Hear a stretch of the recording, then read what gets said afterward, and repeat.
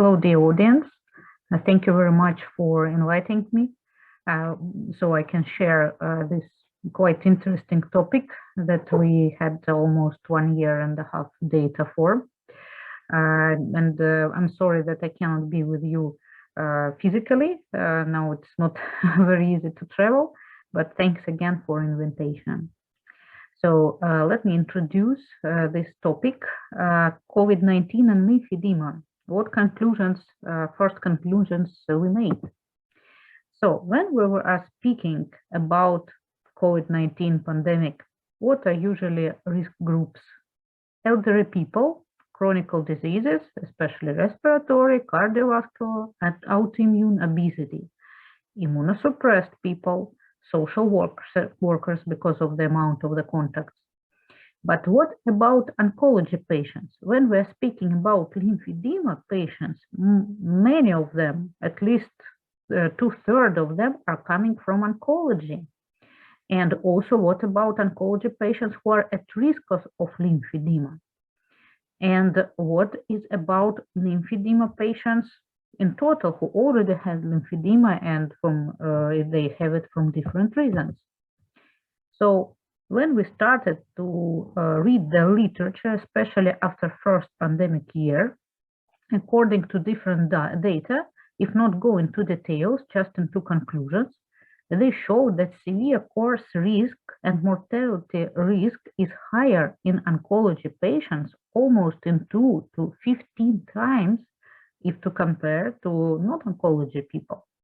And it was a very, very big question and a very, very big doubt, because after first year of pandemic, we couldn't say the same about our patients. And then we started to go into details, and we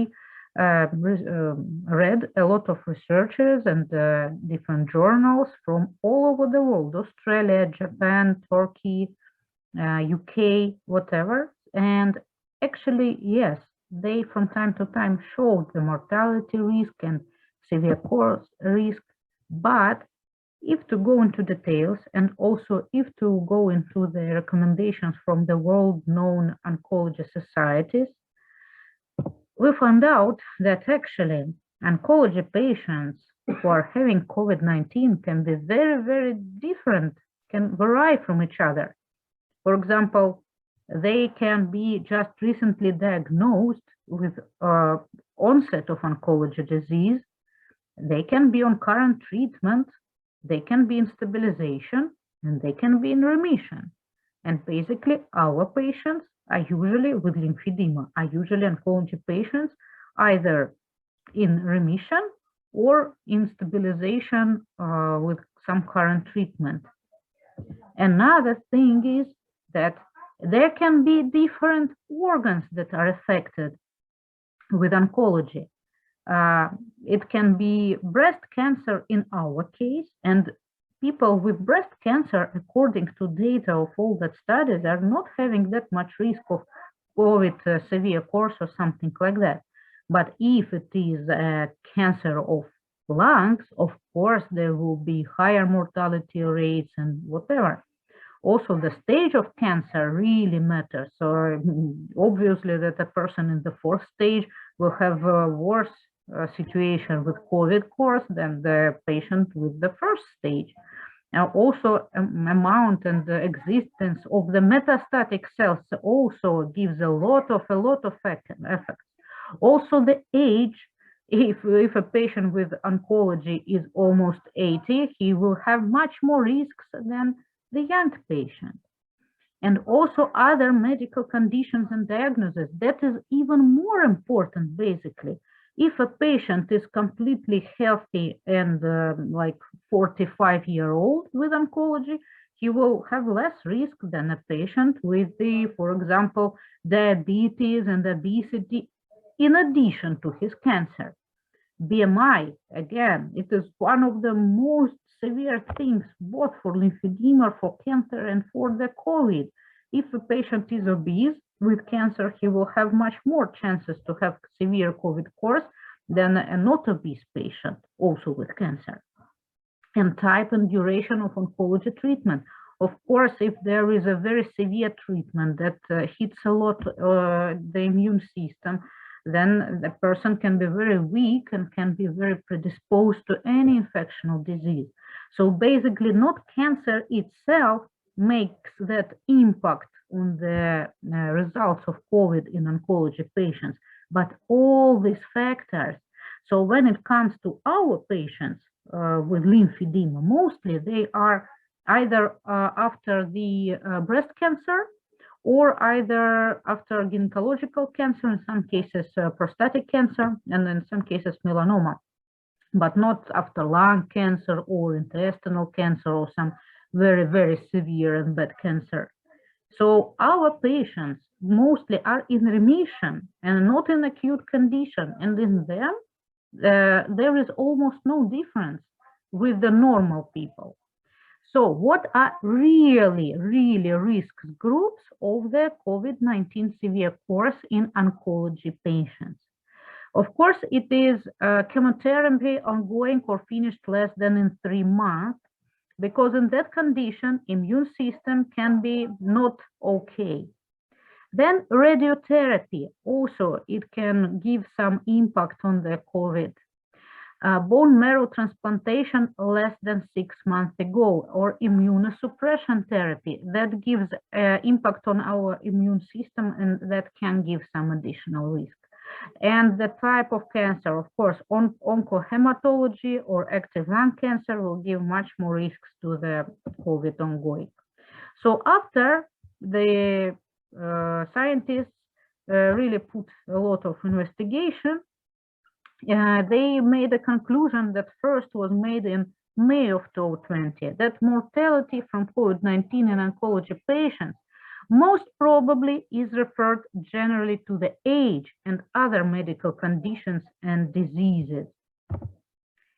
And another very important thing was that for oncology patients, that unfortunately during the first year, 2020, many cancer patients, because the hospitals were closed, nobody was taking them to the treatment, they lost a lot of time and got their cancer worsened because they were stuck at home, or they were said, no, don't go to hospital, or hospital was not accepting patients.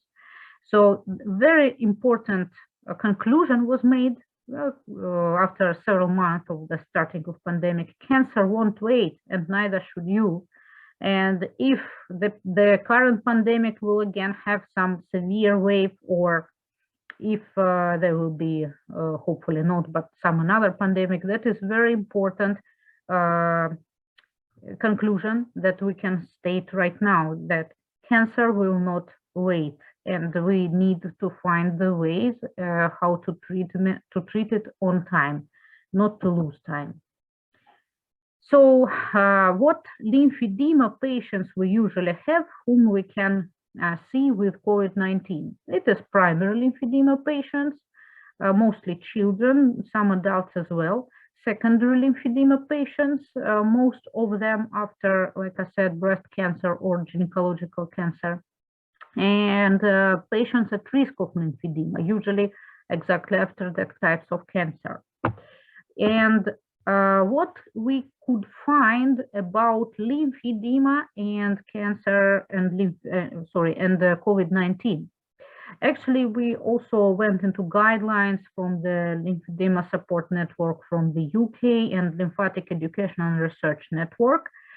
And actually, the conclusions were that lymphedema does not do a person more receptive to a virus. That is very important.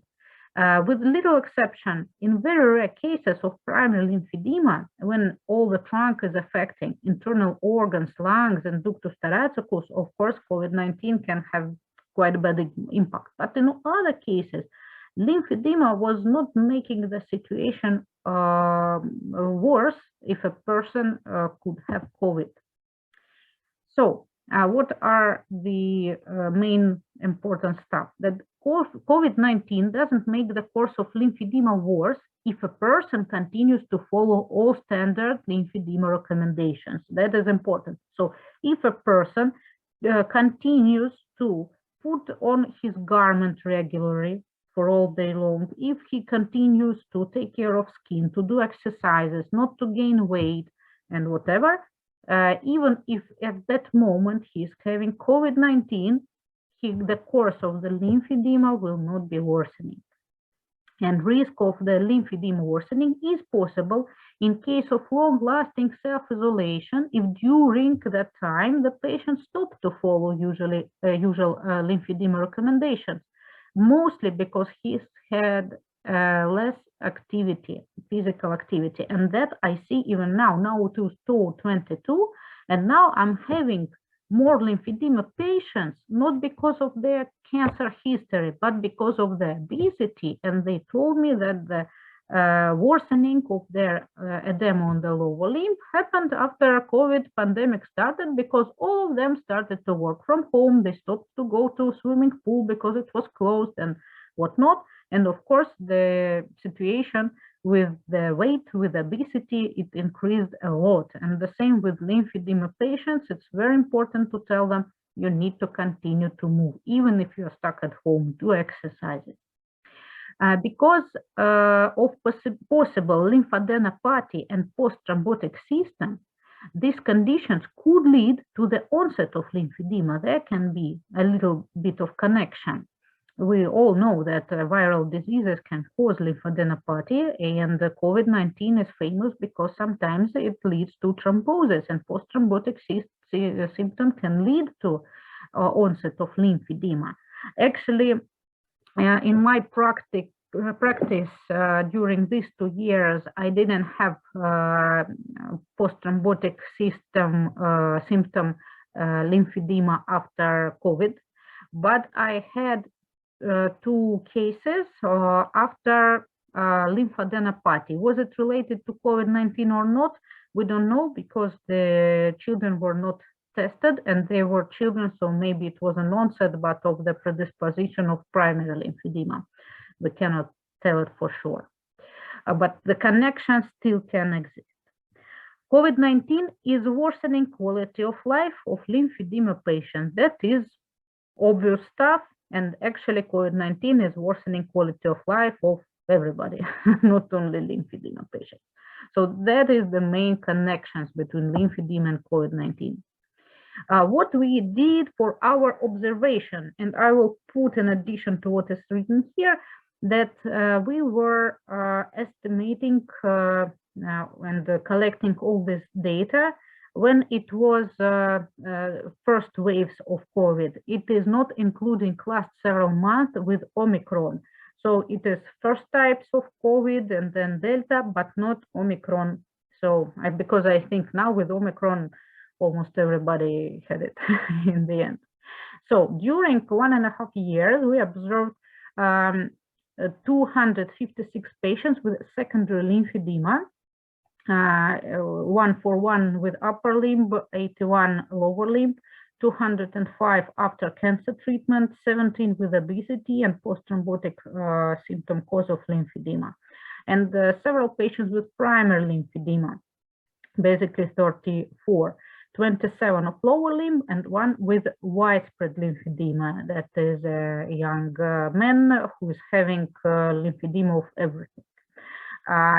Females 211 and males 45.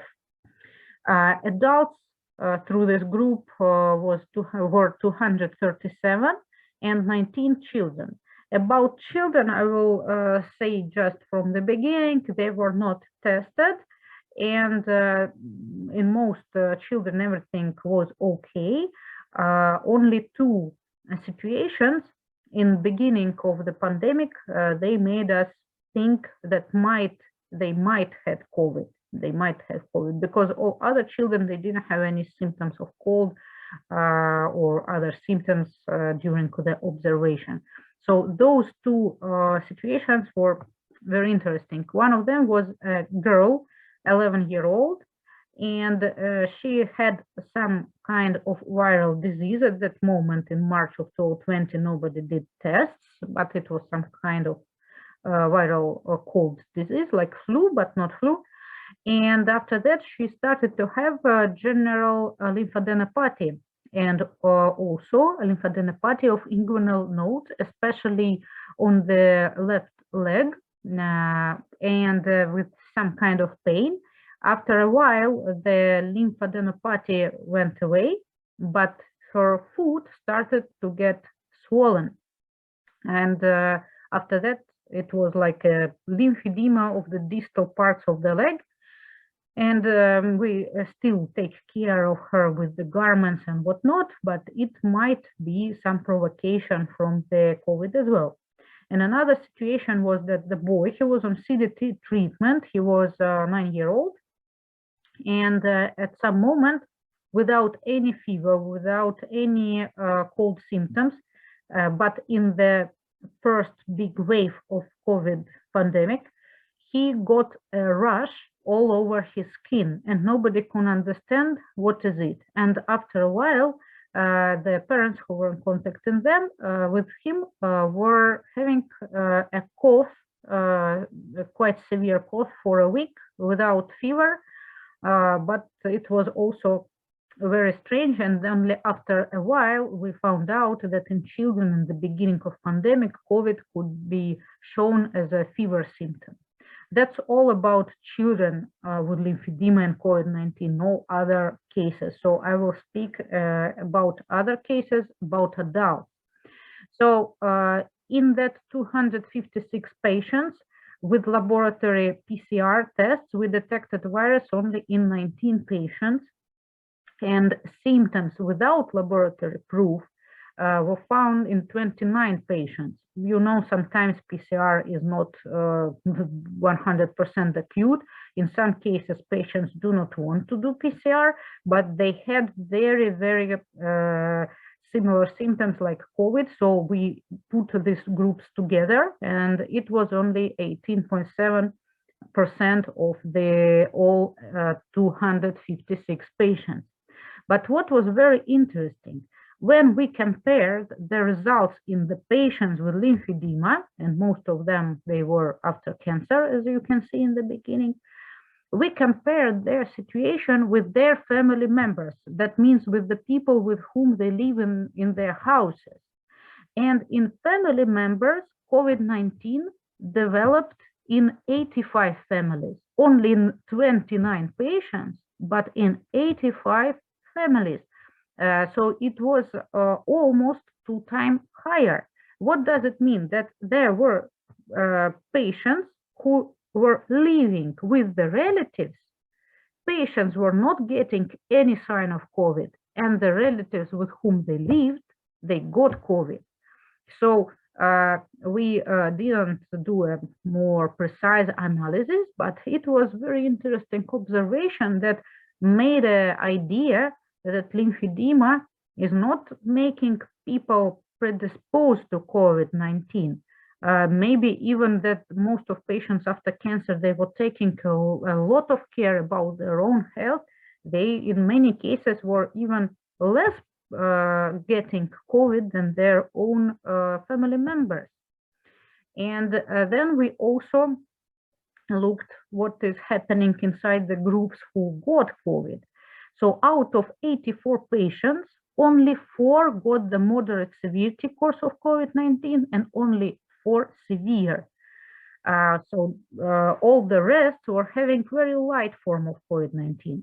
Hospitalization was needed only for 6 people, and the severe course in 4 people was connected with comorbidity, morbid obesity, cardiovascular diseases, and there was no connection with cancer history or lymphedema at all. One case of pneumonia happened in a patient with severe primary lymphedema. About that one I already told, with long history of lymphedema of trunk, helopericardium, and helothorax. In his case, COVID-19 immediately developed into pneumonia, but he got recovered almost in a week with antibiotics and other medical help, so it was quite okay. And unfortunately, out of that 48 patients, 1 death happened, and in her case, there was no predisposition factors that were detected. She was only 55 without comorbidity, with absolutely no recurrence of any cancer. So it just happened, and still we know that cases of COVID-19 when a person who should not die for any other reasons unfortunately died. But again, if we compare with what was happening in the families of our patients, we see that in relatives of lymphedema patients with whom they were living, moderate severity was 18 times and 4 in the patient group, severe 10 and 4 in lymphedema patient group, and 3 deaths and 1 in lymphedema patient group. So that is again is showing us that lymphedema patients, at least they are not more predisposed to the severe course or death from COVID than people who are not having lymphedema. At least that we can claim. The prevalent symptoms in patients with lymphedema, prevalent symptoms of COVID, are a little bit different if to compare with prevalent symptoms of usual COVID-19 patients. In usual COVID-19 patients, during the main waves of pandemic, on the first place there was like fever and dry cough. Here it is second and third place, but on the first place in our patients, they had fatigue and weakness. Almost everybody told about that. All the rest is quite typical.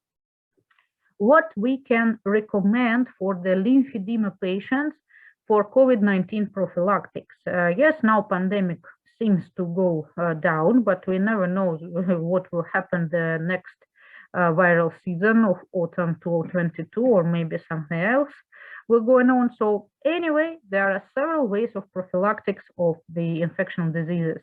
First way is non-specific. What does it mean? Or it is masks and it is distance. It is something that will interrupt the way of transmission. Of course, there should not be two very, how to say, severe positions on this question. You don't need to put a whole costume to go into the shop, but also you need to remember then when the epidemic is in its outbreak, you should keep social distance, but not to go on a party without wearing anything like masks. Masks, they are working in terms not to spread what we are spreading from our mouths when we talk, not only when we breathe, but most when we talk and when we breathe out. And there were a lot of different variants of what to put on your face to protect yourself. You can see some people even tried to protect their dogs and cats because there was a rumor that COVID-19 can affect your domestic animal. Basically, if we really want to have the highest protection, it is not even a mask, it is a respirator of FFP3 class.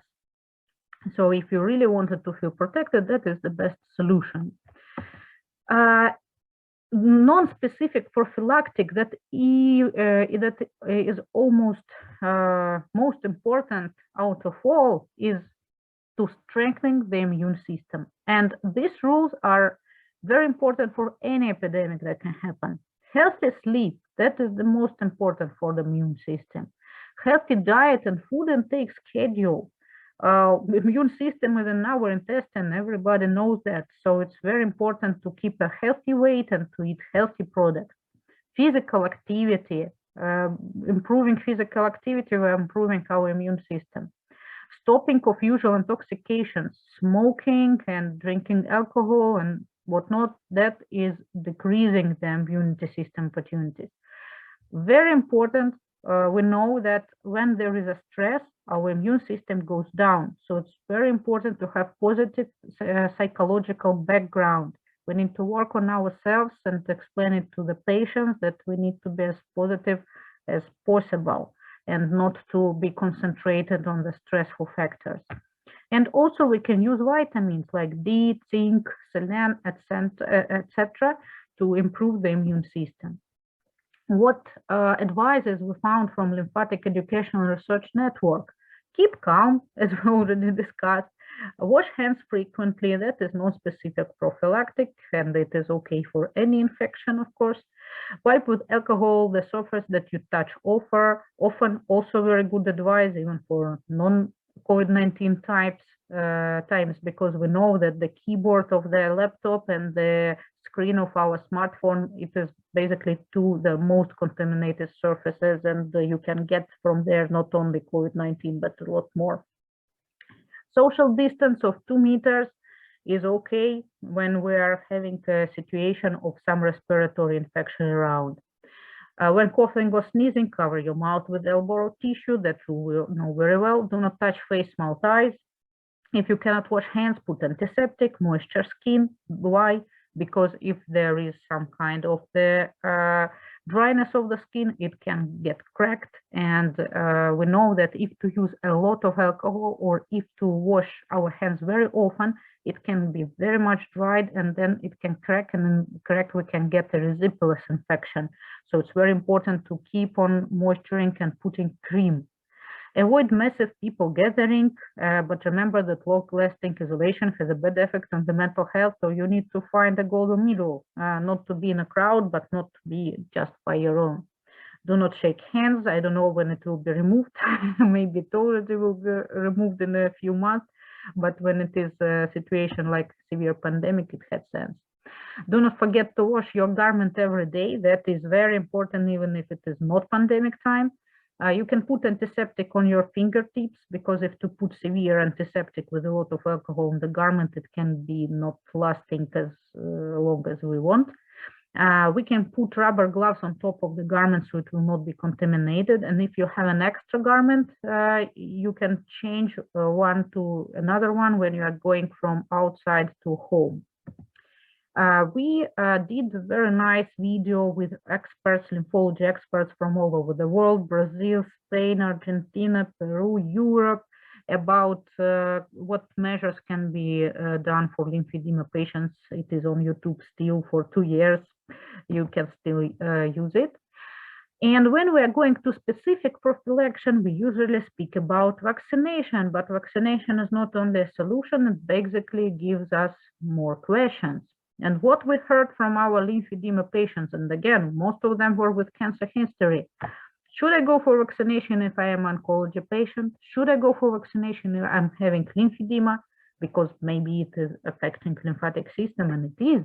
What are possible side effects on my diseases? What are contraindications? Is the vaccination a good thing or a risk without a reason? Especially in the beginning, when all this vaccination started, these were a big fear for all our patients. So what main principles we were directed with?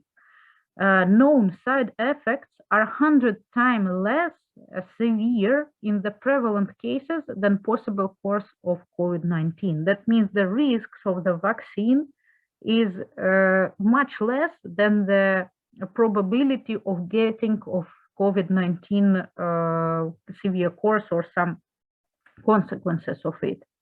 And another thing that we can hope on stopping of pandemic only if approximately 80% of population will be fully vaccinated or got virus natural immunity by having the disease. So the thing is, with these two principles, we were recommending our patients, if they do not have contraindication, to go for vaccination. But it was not like super obligatory. It was still up to them to decide, because still there are some questions that we cannot answer for 100% sure. Long-term effects are still in study. Safety for certain groups of population is still a question, especially if to think that there are a lot of vaccines now, brand of vaccines, and we don't know each brand how it works in severe case of cancer, for example. No information how stable and long-lasting the immunity is, and that is exactly what happened now with Omicron. Most people were even booster vaccinated, but still they got that Omicron without severe course, most of them, but still they got it. So it is still a lot of questions around this vaccination. What we could say for sure about oncology patient and vaccination, that cancer diagnosis is not a contraindication for most of the vaccines. For example, Sputnik, Pfizer, Moderna, Johnson & Johnson, they didn't put it inside of contraindication, so cancer patients could take it. Always have a consultation with your doctor before vaccination. That is important because maybe your doctor will find some contraindications or will give you some additional advices. Planned examination, for example, mammography, ultrasound, or CT scan, should be done or before vaccination or 6 weeks after vaccination. Why? Because vaccination in many cases can lead to lymphadenopathy. But if you will do in that condition mammography or CT scan, you can see that lymphatic nodes are reacting on the vaccination, but you can see it as some recurrence of cancer or some bad process in the lymph nodes. So not to have that uncertain interpretation of the results, better to have that pause between vaccination and future diagnostic tools. The vaccination should be done with precautions in case of active oncoprocess or immunosuppression. That is important. When it is immunosuppression and we're doing vaccination, we can have no answer on vaccine. There can be no immunity growing up after vaccine. And if there is an active oncology process, it is like an active autoimmune process, and sometimes and vaccination can promote a lot of processes that we cannot control. We can severe the condition. So it's always a question to a doctor who knows all the history and blood tests and whatnot of patients to do it or not. In case of chemotherapy, better to do vaccination or before treatment or between the courses. Vaccine, and that is obvious, should be administered to the opposite arm, to the risky arm, and second dose to the hip in case of breast cancer. In case of bilateral breast cancer, both vaccines to different hips. In case of cancer of reproductive system, both in arms. And hormone therapy, tamoxifen, letrozole, etc., many patients ask about that, is not a contraindication for vaccination and doesn't lead to worsening of side effects. What we have from the lymphedema support network, lymphedema and vaccination. Get a consultation from your doctor before vaccination. Lymphedema is not a contraindication for vaccination. It is very important for lymphedema treatment that the person is having vaccination because the risks of COVID-19 consequences is more severe than vaccination consequences. If there is immunosuppression, you still can do vaccination, but it might be not effective. That's what we're discussing in the previous slide. In case of arm lymphedema, vaccine only to the opposite arm, second dose to the hip area. In case of bilateral lymphedema, injections in different hips. In case of lower lymphedema, injections into the arms. And in case of total lymphedema, like we had in that boy, for example, into the less affected limb. Contraindications, age before 18, then they did it before 16 and before 12. Severe allergy on the previous vaccination compartments, severe allergic reactions on the first vaccine dose, acute infectious diseases, worsening of the chronic diseases, with precautions for patients with autoimmune diseases only after consultation, not recommended for a person with severe autoimmune disease, with precautions in case of chronic disease of liver, kidneys, diabetes, severe hematology, epilepsy, stroke, etc. It doesn't mean that it is contraindications, but we need to be careful and observe that patients and to take tests before vaccination just to make sure that we will not worsen their condition. What side effects we can see after vaccination? More often, they are developing after second dose, not only after first dose. Pain in the injection place, it is number one.